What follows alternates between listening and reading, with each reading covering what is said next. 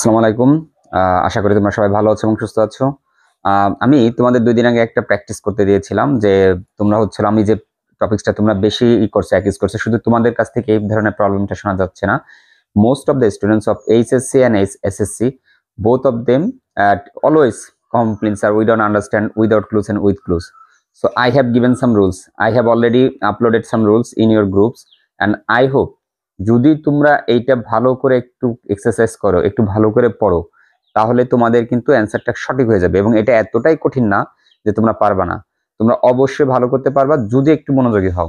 তাহলে আমি তোমাদের রিকোয়েস্ট করব যে তোমরা অন্তত একটু মনোযোগ সহকারে দেখতে হবে, যাতে করে তোমরা এই অ্যান্সারগুলো একটু মিলাই নিতে পারো। কিন্তু দুঃখের বিষয় হচ্ছে আমি যেহেতু দিয়ে দিয়েছিলাম এই কোশ্চেনটা, কিন্তু এই কোশ্চেনের যে অ্যান্সারটা সেটা আমি আজও পাই নাই। কে ট্রাই করছো কি করলা না এটা কিন্তু ঠিক না, কারণ এখন হচ্ছে সামনে পরীক্ষা। যত ট্রাই করবা এটা করতে যায়, যত প্রবলেম ফেস করবা তত আমার কাছে কমপ্লেন করতে পারবা, স্যার বুঝি না, এটা একটু বুঝাই দেন।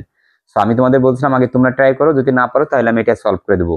But it is a matter of sorrow, I didn't find any answer from you. That's a very much pathetic for me. I don't know what is the reasons. So I will request you, whenever I will upload any questions, you must answer that questions. And if you do not answer these questions, I will be not understand your problem. So from this today, I will request you, try your best to answer any questions. So চলো আমরা দেখি এগুলো কেমনে সমাধান করতে হয়। আমরা বলছি যে with clue without clue set করতে হলে কতগুলো রুলস পড়তে হয়, যে কোথায় কোনটার গ্যাপ আছে ওইটা ফাইন্ড আউট করা। সো তুমি যদি সলভ করতে চাও তোমাকে ওইটা কিন্তু ফাইন্ড আউট করতে হবে। তাহলে আমরা এটা দিয়েছিলাম লাস্ট, এবং আজকে থেকে আবার একটা জিনিস অ্যানাউন্স করতেছি যে আমি যে প্রবলেমগুলো সলভ করতে যাই তোমাদের অবশ্যই কিন্তু সেগুলো সলভ করতে হবে। না পারো পারো সব দিয়ে চেষ্টা করতে হবে, ওই রুলস গুলো সামনে নিয়ে নিয়ে ট্রাই করো। I have already completed my grammatical items. There is only one thing left, that is punctuation and capitalization. I told you that I will give some rules about these topics. After that, you will try at home. So let's start today's class. Rabindranath Tagore was a man of dash. দেখো এখানে man of dash এক নম্বর, man of dash genius. জিনিয়াসটা হচ্ছে একটা noun. আমরা জানি যে নাউনের আগে কি বসে, সেটা অ্যাডজেক্টিভ বসে। এটাই তোমার আগে মাথায় ধরতে হবে যে এটা তুই নাউন আছে তাহলে এটা অ্যাডজেক্টিভ হবে। তাহলে অ্যাডজেক্টিভ হলে কেমন জিনিয়াস হতে পারে তিনি? Rabindranath Thakur was a man of a dash great genius. আমরা দিতে পারি গ্রেট একটা অ্যাডজেক্টিভ, গ্রেট দিতে পারি আমরা। তারপর আরো দিতে পারি এক্সট্রা অর্ডিনারি দিতে পারি, এক্সট্রা অর্ডিনারি অসাধারণ, আরো অনেক হয়, আনপ্যারাল, এক্সেলেন্ট, এরকম যত দাও সবগুলো নিবে, কিন্তু অ্যাডজেক্টিভ হতে হবে এবং এটা রেপুটেড হতে হবে, অর্থাৎ ওনার সাথে যেতে মিলে। অথবা ভার্সেলটাইল দিতে পারো, বিভিন্ন গুণে গুণান্বিত। এইরকম যতগুলো ওয়ার্ড এখানে কিন্তু আগে তোমাকে ফাইন্ড আউট করতে হবে যে এটা হচ্ছে নাউন, আর নাউনের আগে একটা অ্যাডজেক্টিভ হবে, অর্থাৎ এখানে অ্যাডজেক্টিভ হবে, এইটাকে আমাকে বসাতে হবে। হি ওয়াজ ড্যাশ, দেখো he was a dash poet and a novelist. তাহলে he was a poet and novelist, ঠিক আছে। তাহলে হি ওয়াজ নট অনলি, সে শুধুমাত্র, আমরা এটা দিতে পারি। আমরা জানি যে এই কনজাংশনটা হচ্ছে কোঅর্ডিনেট কনজাংশন, অর্থাৎ পরস্পর কোরিলেটিভ। পরস্পর কোরিলেটিভ হচ্ছিল যেটা একটা বসলে আর একটা বসবে এরকম। তাহলে he was not a poet and novelist, তিনি শুধুমাত্র একজন কবি এবং উপন্যাসিক ছিলেন না, বাট অলসো, আরো কি ছিলেন, বাট অলসো তিনি ছিলেন এ প্লেরাইট, নাট্যকার, এ কম্পোজার, একজন রচনাকারী, এ পেইন্টার, একজন চিত্রকর, এন্ড ফিলোসফার, একজন দার্শনিক। তাহলে একটা জিনিস মাথায় নিয়ে যাও, কোরিলেটিভ কনজাংশন হচ্ছে এমন একটা যে প্রথমে নট অনলি বসলে পরে বাট অলসো বসবে, আইদার বসলে অর, নাইদার বসলে নর। তারপর আসলো no sooner had when, scarcely had when ইত্যাদি। এই যে তোমার কোরিলেটিভ কনজাংশন, এটা সম্পর্কে ধারণা রাখতে হবে। তাহলে তিনি শুধুমাত্র একজন নাটক, একজন কবি, কবি মানে কবি এবং একজন ছিলেন না, ঔপন্যাসিক ছিলেন না, তিনি আরো নাট্যকার, একজন কম্পোজার, একজন পেইন্টার, সবই ছিলেন, দার্শনিক। হি ওয়াজ অ্যাওয়ার্ডেড, তাকে পুরস্কৃত করা হয়েছে। So my dear students, listen carefully.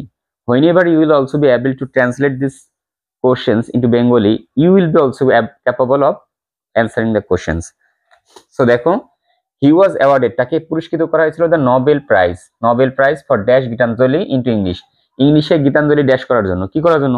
অবশ্যই তিনি গীতাঞ্জলি লেখছেন এটা তো না, ট্রান্সলেটিং করছেন ইন ইংলিশে। তাহলে ট্রান্সলেটিং, অর্থাৎ ইংরেজিতে গীতাঞ্জলিকে ট্রান্সলেট করার জন্য তাকে নোবেল প্রাইজটা দেওয়া হয়েছিল ইনটু ইংলিশ। দোজ ট্রান্সলেশনস, এই যে দেখছো এই সহজে কিন্তু বোঝা যায়, দোজ ট্রান্সলেশন, এই যে অনুবাদগুলো, আর্নড, আই করে দিছে হিম, তাকে গ্রেট ড্যাশ।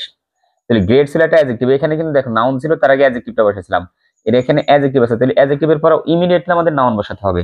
তাহলে গ্রেট ড্যাশ, গ্রেট ফেম দিতে পারি, অনেক সুনাম। তারপরে দিতে পারি হচ্ছে তোমার হচ্ছে আমরা দিতে পারি রেপুটেশন দিতে পারি, রেপুটেশন দিতে পারি। তারপরে দিতে পারি প্রেস্টিজ দিতে পারি, এরকম যতগুলো ওয়ার্ড এখানে কিন্তু তোমার স্বাধীনতা আছে, উইদাউট ক্লুতে তোমার স্বাধীনতা আছে, but you have to find out the meaning and position of the word. In the West, প্রাচ্যতে তাকে অনেক করে নিয়ে আসছে আর কি। আচ্ছা, for the dash bladed for the dash and দেখো in the West as a humanist, তিনি একজন মানব হিতৈষী হিসেবে ট্রাগোর অ্যাকিউজড, তিনি অভিযোগ করেছেন দ্য ব্রিটিশ ড্যাশ, ব্রিটিশ কি দিতে পারি আমরা, ব্রিটিশ রুলার দিতে পারি আমরা, রুলার শাসকদের, অথবা গভর্নমেন্ট সরকারকে, and pleaded for the dash, এবং আমরা প্রার্থনা করতে পারি for the dash of Indian, এবং তিনি আবেদন করেছিলেন ড্যাশ অফ ইন্ডিয়ান, ইন্ডিয়ানদের ড্যাশ, কাদের কাছ থেকে, ফ্রম ব্রিটেন, ব্রিটেনদের কাছ থেকে। তিনি ব্রিটেনদের কাছ থেকে ইন্ডিয়ার জন্য কি চেয়েছিলেন, মাথায় কিন্তু নিয়ে আসতে হবে, এগুলো একটু ভাবতে হবে, স্বাধীনতা নিয়ে আসতে চেয়েছিলেন, অথবা তিনি স্বাধীনতা চেয়েছিলেন, তাহলে আমরা দিতে পারি এখানে লিবার্টি, লিবার্টি মানে স্বাধীনতা, এখানে তোমার লিবার্টি মনে না, ইন্ডিপেন্ডেন্স তো মনে থাকবে, ইন্ডিপেন্ডেন্স দাও। আচ্ছা, ইন্ডিপেন্ডেন্স মানে না আছে ফ্রিডম তো মনে থাকবে, তুমি সেটাও দিতে পারো। তাহলে এরকম যে কোনো একটা বসালে কিন্তু হয়ে যাবে। এই যদি বলি যেটা খুবই সোজা, যদি তুমি ফাইন্ড আউট করতে পারো পজিশনটা এবং হচ্ছে তোমারই, আর এটা কেমনে পারবা, আমি তো তোমাদের রুলস দিছি, রুলসটা দেখো তুমি ইজিলি ধরতে পারবা। তাহলে দেখো, from Britain, Tagore was highly influential in dash, তিনি ছিলেন খুবই প্রভাবশালী, in dash the best of Indian culture, in introducing, তিনি হচ্ছে পরিচয় করে দিয়েছিলেন, ইন্ট্রোডিউসিং, অথবা রিপ্রেজেন্টিং, সেটা দাও তাও হবে, রিপ্রেজেন্টিং উপস্থাপন করার ক্ষেত্রে, of the best of Indian culture in the West, পাশ্চাত্যে এই ইন্ডিয়ান সংস্কৃতিকে পরিচয় দেওয়ার ক্ষেত্রে, ভাইস ভার্সা অন্যদিকে, হি ড্যাশ হিমসেলফ, তিনি নিজেকে ড্যাশ করেছেন, টু ইন্ট্রোডিউস, হি ইন্ট্রোডিউসড, আমরা জানি যে ইন্ট্রোডিউসের পরে একটা সেন্টেন্সে টু বসে, ইন্ট্রোডিউস, তিনি পরিচয় করেছিলেন, বা হি ডিভোটেড, এই ডিভোটেডের পরে টু বসে, ওটা না মনে নাই তোমাদের, এটা মনে আছে, ডিভোটেড, অর্থাৎ নিযুক্ত করেছিলেন হিমসেলফ, নিজেকে, টু লিটারেচার, সাহিত্যে, অ্যান্ড ভেরি আর্লি এজ, খুব অল্প বয়স থেকে, আফটার কামিং ব্যাক, যখন ফিরে আসলেন, ফ্রম ইংল্যান্ড, ইংল্যান্ড থেকে, হি বিগান টু রাইট, তিনি শুরু করলেন লেখায়, এক্সক্লুসিভলি, নিরবিচ্ছিন্নভাবে, এক্সক্লুসিভলি দিতে পারি আমরা, কারণ এখানে হচ্ছে তোমার একটা অ্যাডভার্ব বসবে, অথবা এক্সট্রাঅর্ডিনারি দিতে পারো, অথবা অলমোস্ট দিতে পারো, যেটা in all branches of literature, সাহিত্যের সর্বশাখাতেই তিনি লিখে গেছেন। তাহলে দেখো আমরা যদি, আচ্ছা এরকম যদি না হয়, তোমার যদি স্যার সলভ করে দিচ্ছে এরকম ওয়ার্ড বাই ওয়ার্ড প্রত্যেকটা বিগত সালের বোর্ডগুলো, তাও তো অন্তত কিছু ধরতে পারবা যে এইখানে এইটা বলতেছে। আমি কিন্তু এখানে প্রত্যেকটা প্রশ্নের উত্তরটাই বলে দিচ্ছি যে এইভাবে আসবে, কেন আসলে এটাই অ্যাডভার্ব হবে, এটাই প্রিপোজিশন হবে, তোমাদের কিন্তু আমি সলভিংটাও সেভাবে করে দিছি। তো I will request you, you must follow these rules and regulation, and you have to solve the questions by following these rules, and if you do this you will be much capable of solving these questions. So আমি আশা করি পরবর্তীতে যখন তোমাদের কোনো exercise দেওয়া হবে তোমরা এটা মনোযোগী সহকারে করবে, আর প্রবলেম ফেস করলে তো আমি তো আছি। সো সামনে যে দিনগুলো আছে আমরা বেশি বেশি করে এক্সারসাইজ করবো, আমি প্রতিদিন তোমাদের এক্সারসাইজ দেবো, তোমরা অন্তত ওইটা একটু ফলো করো প্রত্যেকটা টপিক্সের উপরে। তো আশা করি তোমরা এটা ফলো করলে অনেক সাকসেস করতে পারবে এবং ভালো করতে পারবা। প্রবলেম ফেস করলে আমাকে কমেন্ট করে জানাবা। সো আজকে এই পর্যন্ত, সবাই ভালো থেকো, সুস্থ থেকো, আল্লাহ হাফিজ।